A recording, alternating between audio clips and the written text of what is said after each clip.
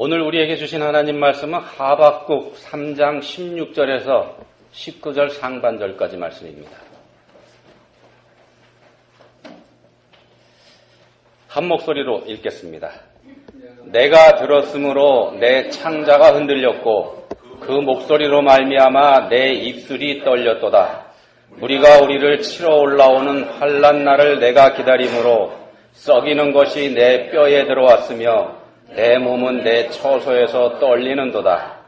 비록 무화과나무가 무성하지 못하며 포도나무에 열매가 없으며 감람나무에 소출이 없으며 밭에 먹을 것이 없으며 우리의 양이 없으며 외양간에 소가 없을지라도 나는 여호와로 말미암아 즐거워하며 나의 구원의 하나님으로 말미암아 기뻐하리로다. 주 여호와는 나의 힘이시라. 나의 발을 사슴과 같게 하사 나를 나의 높은 곳으로 다니게 하시리로다. 아멘. 1963년 6월 23일에 서울에서 내성마비 장애를 안고 태어난 아기가 있었습니다. 어머니 젖을 먹을 수도 없어서 쌀가루로 끓인 물로 연명해서 생명을 유지했습니다. 겨우 자라서 청소년이 됐지만 학교에도 갈 수 없는 처지라서 내성마비입니다. 창밖으로 보이는 교복을 입은 또래 아이들을 한없이 부러워하기만 한 그런 사람이었습니다. 사람들에게 무시당하는 자신의 처지를 원망하면서 살았습니다. 17살이 된 1979년 10월 어느 날 어느 부흥 집회에서 옆 사람의 손을 붙잡고 기도하는 시간이 있었는데 자기 옆에 앉아서 자신의 손을 잡고 자신을 위해서 기도해주는 어떤 여학생의 간절한 기도소리, 이 기도소리를 듣고 이 사람이 변화가 됩니다. 이 사람은 자신이 죄인이라는 사실을 그때 깨닫게 됩니다. 그 후에 성경을 읽기로 결심을 했습니다. 그렇지만 처음 마태복음을 읽었는데 이 마태복음을 읽는 데만 석 달이나 걸렸습니다. 몸이 불편한 사람이지 않습니까? 그럼에도 4년 동안에 20번 이상 성경을 통독하게 됩니다. 얼마나 노력을 했을지 짐작이 되시죠? 그 사이에 필요했던 성경이 7권이었습니다. 손이 말을 듣지 않으니까 찢어지고 망가진 성경, 이걸 수시로 바꿔야 됐기 때문에 그랬습니다. 그러면서도 성경의 맛을 알게 된 다음부터는 150편이나 되는 시편을 하루에 읽어내기도 하고 이사야서, 예레미야서 같은 두꺼운 책도 한 번에 붙잡고 그냥 그 자리에서 끝낼 정도까지 됐습니다. 이분이 한 말 중에 이런 얘기가 있습니다. 비교하지 않고 조건을 붙이지 않을 때에 감사할 수 있다. 비교하지 않고 조건을 붙이지 않을 때에 감사할 수 있다. 이분 누군지 아시겠습니까? 잘 모르시겠죠? 예, 나 가진 재물 없으나 나 남이 가진 지식 없으나 나 남에게 있는 건강이 있지 않으나 나 남이 없는 것이 있으니 이런 찬양시를 지은 송명희 시인의 이야기입니다. 내성마비 장애를 안고 태어난 사람인데 이 사람이 이 시에서 공평하신 하나님을 찬양합니다. 우리 같은 보통 사람들이 공감하기 어려운 찬양이죠, 사실은요. 우리도 그냥 따라 부르긴 하지만은요. 우리는 조금만 불편하거나 조금만 부족해도 공평하지 않은 하나님 원망하지 않습니까? 우리가 살다 보면 어렵고 힘든 상황에 빠질 때가 있게 마련입니다. 우리의 삶에서 부족한 건 항상 있게 마련입니다. 그럴 때 믿음을 가진 사람으로서 우리가 어떻게 해야 하는지, 그런 상황에서도 우리가 어떻게 감사할 수 있는지, 그걸 오늘 말씀 가운데서 여러분 찾아보시기 바랍니다. 한 해 동안의 하나님의 은혜에 감사하는 오늘입니다. 감사절 예배를 우리가 드리고 있는데 이 자리에 있는 우리들이 정말로 하나님 앞에 감사하는 사람으로 있는지 한번 돌아보시는 시간이 됐으면 좋겠습니다. 오늘 말씀이 하박국서입니다. 하박국, 구약에 있는 하박국입니다. 하박국 선지자가 활동했던 시기는 예레미야 선지자가 활동했던 시기하고 같은 때라고 봅니다. 이때는 어떤 때냐 하면은요, 북왕국 이스라엘이 솔로몬 이후에 남과 북으로 갈라지지 않습니까? 북왕국 이스라엘은 아시리아의 침공으로 인해서 망해 없어져 버린 지 이미 100년도 더 지난 그런 때입니다. 그리고 남왕국 유다 또한 이집트와 바벨론 같은 강력한 힘을 가진 나라들 틈바구니에 껴서 이리 치이고 저리 치이는 그런 위태로운 시기였습니다. 우리가 잘 아는 것처럼요. 바벨론의 느부갓네살이라는 왕이 3차례나 예루살렘을 쳐들어오죠. 그 3차례의 침공으로 유대 나라도 결국은 망해서 없어져 버립니다. 예루살렘 성은 물론이고 예루살렘에 있는 하나님의 성전까지 완전히 무너져서 폐허가 되고 맙니다. 결국 그렇게 돼버리고 맙니다. 하나님 말씀을 안 들어서요.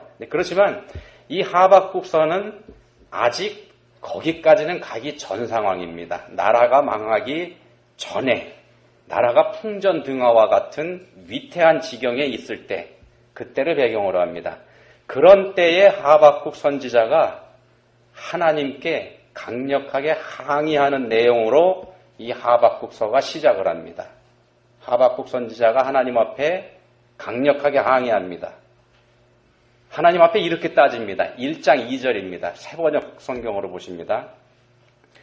살려달라고 부르짖어도 듣지 않으시고 외쳐도 구해주지 않으시니 주님 언제까지 그러실 겁니까? 이렇게 시작합니다. 그리고 이어지는 3절에서도 어찌하여 악을 그대로 보기만 하십니까? 이렇게 따지고요. 4절에서도 율법이 해이하고 공의가 아주 시행되지 못합니다. 공의가 왜곡되고 말았습니다. 이게 무슨 말이냐면요. 세상이 이렇게 엉망으로 돌아가고 있는데 하나님 뭐하고 계시는 겁니까? 이 말입니다. 요즘 한국 정치 상황을 보면은 우리도 하나님한테 한번 이렇게 따져보고 싶지 않습니까? 이렇게 혼란스러운 상황이 되도록 하나님께서 뭐하고 계셨을까요?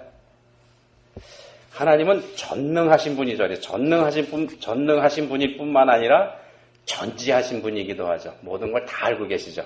그런 분이기 때문에 이 모든 일들이 이렇게 되어갈 줄 뻔히 알고 계셨을 텐데 말입니다. 그런 하나님인데 근데 왜 이 지경이 되도록 그냥 놔두셨을까? 미리 손 좀 쓰시지 않고. 이겁니다. 이런 것 때문에 하박국 선지자가 하나님한테 항의를 하는 겁니다. 자, 하박국 선지자가 이렇게 따져 물었을 때 하나님께서 뭐라고 대답을 하셨을까? 만약에 우리들이요, 요즘 상황을 하나님께 따져 묻는다 그러면은 하나님께서 우리에게 뭐라고 대답을 하실까? 그 하나님의 대답이 1장 5절에 있습니다. 하나님께서 이렇게 대답하십니다. 눈여겨봐라. 잘 봐라. 이런 말씀입니다. 잘 봐라. 놀라고 즐겁할 일이 벌어질 거다. 너희가 살아있는 동안에 내가 그 일을 벌일 거다. 너희가 듣고도 도저히 믿지 못할 일이 벌어질 거다. 내가 그 일을 벌이겠다. 하나님이 이렇게 대답하십니다. 어떻게 생각하십니까? 이게 대답이 되겠습니까?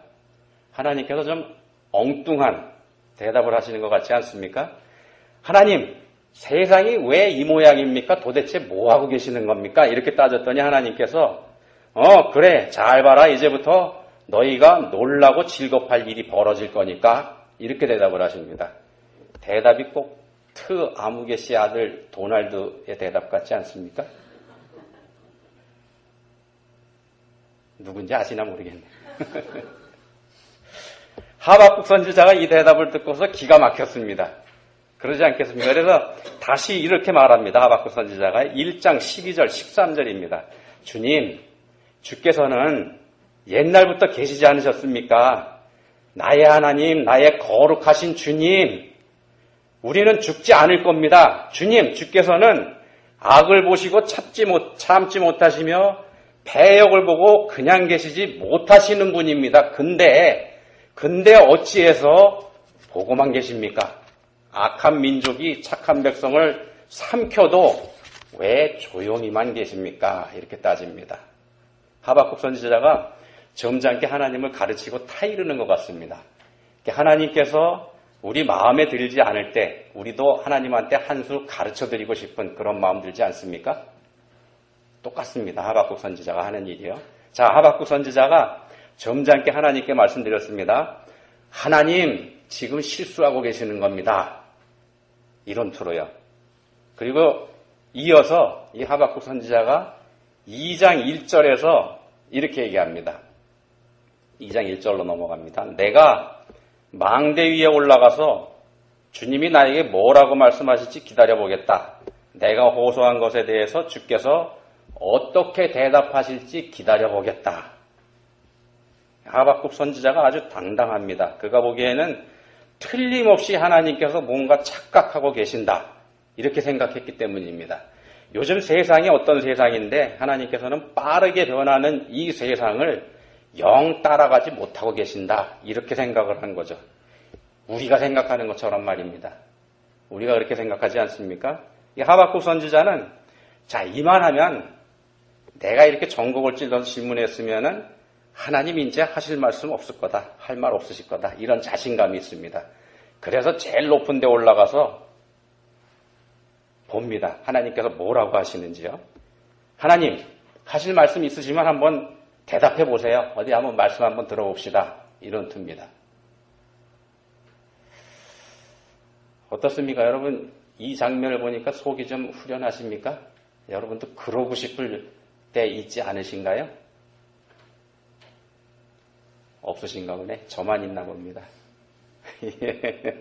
하박국 선지자가 우리가 할 말을 대신해주고 있는 것 같습니다. 자, 하나님께서 여기서 좀 뭐라고 대답을 하실까? 성경 말씀 재밌죠? 재밌지 않습니까? 이렇게 풀어보니까 이 성경 정말 재밌는 책입니다. 우리의 생명을 다루는 아주 중요하고 귀하고 또 무시무시한 책이지만요. 또 이렇게 재미있는 책이기도 한 것이 바로 성경입니다. 여러분, 성경 많이 읽으시기 바랍니다. 성경 안에 모든 진리가 다 들어가 있습니다. 내년도 2017년도에는 우리 모두가 다 성경을 읽는 그런 해가 됐으면 좋겠습니다. 12월 중에 여러분들한테 성경 읽기표 하나씩 나눠드리겠습니다. 그 표에 따라서 읽기만 하면은 1년에 한 번 성경을 읽을 수 있는 그런 표입니다. 생각보다 어렵지 않습니다. 한번 여러분들 결심 단단히 하시고 시도해 보시기 바랍니다. 미리 말씀드립니다. 오늘 본문 말씀 하박국서라고 말씀드렸죠. 근데 본문 말씀은 그 하박국서의 맨 마지막 부분입니다. 본문 17절에서 이렇게 16절에서 이렇게 말씀합니다. 그 소리를 듣고 나의 창자가 뒤틀린다. 그 소리에 나의 입술이 떨린다. 나의 뼈가 속에서부터 썩어 들어간다. 내 다리가 후들거린다. 이런 말씀이 여기 나옵니다. 하박국 선지자가 깨달았습니다. 하나님께서 하시는 말씀이 그냥 하시는 말씀이 아니라는 걸 깨달았습니다. 하나님께서 뭘 잘 몰라서 그러신 게 아니더라. 이걸 알았던 겁니다. 하나님께서 세상이 이 지경이 되도록 내버려 두신데 거기에는 그만한 이유가 있더라는 겁니다. 그래서 하나님께서 말씀하신 것 아까 보셨죠? 눈여겨봐라. 잘 봐라 이거죠. 놀라고 즐겁할 일이 벌어질 거다. 너희가 살아있는 동안에 내가 그 일을 벌릴 거다. 너희가 듣고도 도저히 믿지 못할 일이 벌어질 거다. 이렇게 하신 말씀이 정말로 일어날 일이라는 사실을 하박국 선지자가 알게 됩니다. 그러니까 그런 겁나는 상황이 올 거라는 걸 분명히 알게 되니까 하박국 선지자의 창자가 뒤틀리고 입술이 떨리고 다리가 후들거리는 그런 느낌을 받게 됩니다. 뭐냐 하면은 지금도 어려워서 하박국 선지자가 따졌습니다. 하나님한테. 지금도 어려운데 지금보다 더 끔찍한 상황이 오게 될 거다. 하나님께서 이걸 말씀하셨는데 그게 진짜라는 사실을 알게 되니까 겁이 안 날 수 없지 않습니까? 그래서 뼈가 속에서부터 썩어 들어가는 것 같은 그런 두려움을 느낀다. 이렇게 하박국 선지자가 고백을 합니다. 이 세상이 어려운 거, 갈수록 나아지기는커녕 점점 더 상황이 나빠지는 거, 이거 하나님 탓이 아닙니다. 전적으로 우리 사람들의 잘못 때문에 그렇게 되는 겁니다. 그 이유가 우리한테 있다는 말씀입니다. 사회가 어려운 지경에 빠지는 거, 그 사회의 구성원들에게 그만한 잘못이 있기 때문에 그렇습니다. 또 우리 개인들의 삶이 어려운 거, 우리에게 잘못이 있기 때문에 그렇습니다. 우리 자신을 돌아볼 때 그 원인을 우리가 찾을 수 있습니다. 우리 자신에게서 말입니다.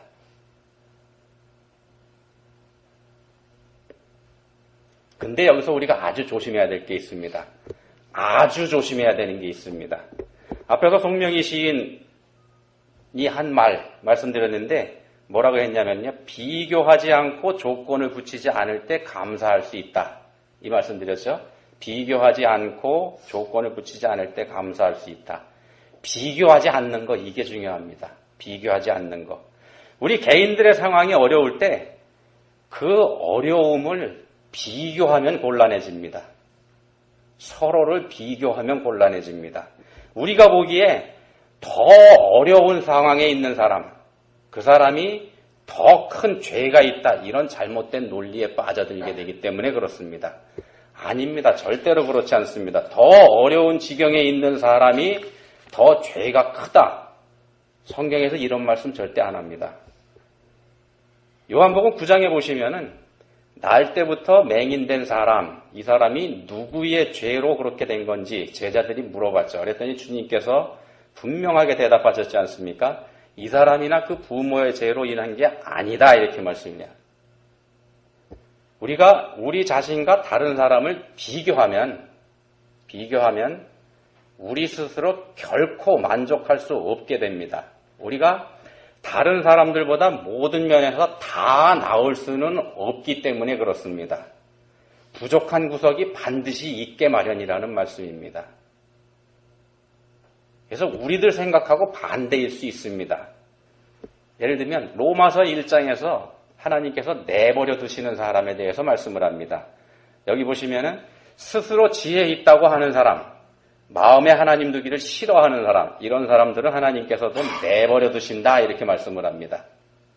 그런 사람들이 이 세상에서 더 잘되고 더 편하고 더 높아져도 하나님께서는 그냥 내버려 두십니다. 더 잘되도록 말입니다. 그게 바로 그들에게 주어지는 형벌입니다. 스스로 잘난 줄 알고 있는데 더 잘되는 사람, 이런 사람이 겸손해질 이유가 없지 않습니까? 하나님 싫어하는 사람인데 더 잘됩니다. 그런 사람이 하나님 찾을 이유가 전혀 없습니다. 그렇지 않습니까? 그렇다면 그런 사람들의 결국이 어떻게 되겠습니까? 영원한 멸망이 있을 뿐입니다.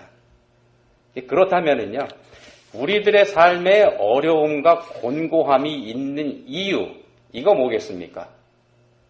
우리들의 삶이 어렵고 곤고한 이유. 하박국 선지자는 하나님의 백성인 유다 사람들이 어려움을 겪게 된 것 때문에 하나님께 강력하게 항의하지 않았습니까? 유다 사람들이 아무리 잘못하고 죄를 지었다고 하더라도 이 사람들 하나님 알고 있는 사람들이기 때문에 하나님께 회개할 여지라도 있습니다.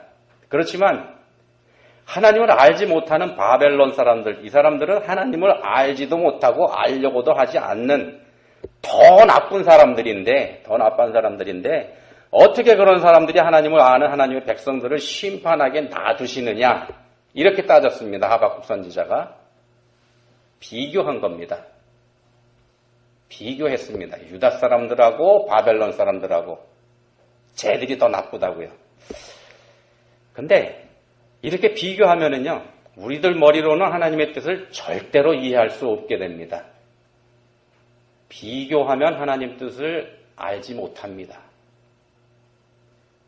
하박국 선지자가 이런 모든 걸 깨달았을 때 이 하박국 선지자의 입에서 하나님을 향한 찬양이 나옵니다. 본문 17절, 18절에 그의 고백이 있는데 여기 한번 보시기 바랍니다. 여기 보시면은 무화과 나무, 포도나무, 감람나무 이런 나무들이 등장하는데 이 나무는 이스라엘 지역에서는 가장 요긴한 나무들입니다. 이런 나무들에서 소출을 얻을 수 없다는 거는요, 상황이 절망적이다는 그런 말이 됩니다. 우리나라 말로 바꿔서 표현을 하면은 하늘이 무너진 것 같은 그런 상황이 됐다는 겁니다. 그런데 그런 지경에 빠졌다고 할지라도 그러나 나는 여호와로 말미암아 즐거워하며 나의 구원의 하나님으로 말미암아 기뻐하리로다. 이런 고백을 하박국 선지자가 하박국서 마지막 장면에서 하고 있습니다. 하나님께 당당하게 따져 물었던 하박국 선지자였습니다. 그런 하박국이 본문에 이르러서 하나님 때문에, 그저 하나님이 계신 사실 하나 때문에 감사하다는 고백을 하고 있는 겁니다. 자, 지금 상황이 어떤 상황입니까? 강대국의 군대가 여러 차례 이미 쳐들어왔습니다. 쳐들어와서 짓밟혔습니다. 괴롭히고 갔습니다. 지금도 그 고통에서 헤어나지 못하고 있습니다. 워낙 충격이 컸기 때문에. 그런데 하나님께서는 지금까지 겪은 것은 아무것도 아니고 더 큰 괴로움이 너희에게 닥치게 될 거다. 이렇게 말씀을 하셨습니다. 그런 사실을 다 알고 난 하박국 선지자가 두렵고 떨려서 뼈가 썩는 것 같은 두려움을 느끼는 가운데서 한 고백이 이겁니다. 나는 여호와로 말미암아 즐거워하며 나의 구원의 하나님으로 말미암아 기뻐하리로다. 그저 하나님이 계신다는 사실, 그리고 그 하나님이 나를 알고 계신다는 사실 때문에 감사하다, 이런 고백을 하고 있는 겁니다. 지금 내가 어려운 건 그 하나님께서 나를 사랑하시기 때문이더라는 겁니다. 그 사실을 하박국 선지자가 깨달았기 때문에 이런 고백을 합니다. 그리고 그 하나님께서 지금까지 나와 함께 해주셨고 지금도 나와 함께 하시고 또 앞으로도 나를 버리지 않고 나와 함께 하실 것을 믿으니 두려운 상황이 곧 닥친다고 하더라도 걱정이 없더라는 겁니다. 오히려 감사하고 오히려 기쁘다, 이런 고백을 하박국이 하고 있습니다. 이게 믿음입니다. 이 하박국서를 한마디로 요약한 말씀이 하박국 2장 4절입니다. 이렇게 되어 있습니다. 우리가 잘 아는 말씀입니다. 의인은 그의 믿음으로 말미암아 살리라. 믿음으로 살리라. 지금 당장의 형편과 사정을 다른 사람들하고 비교하지 않는 겁니다. 그저 변함없이 나와 함께하고 계시는 하나님을 믿는 것, 그게 믿음입니다. 그런 믿음이 있는 사람이 항상 감사할 수가 있습니다.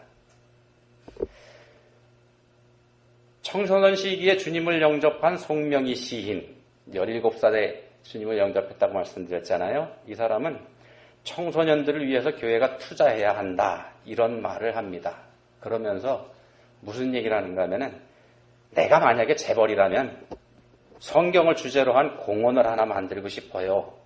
아담과 하와가 살던 에덴 동산도 만들고 노아의 방주, 모세와 홍해 바다, 예수님 이야기들, 이런 걸로 꾸며놓은 그런 동산을 만들어 놓고 돌아보면은 얼마나 좋겠어요. 이런 천진한 말을 합니다.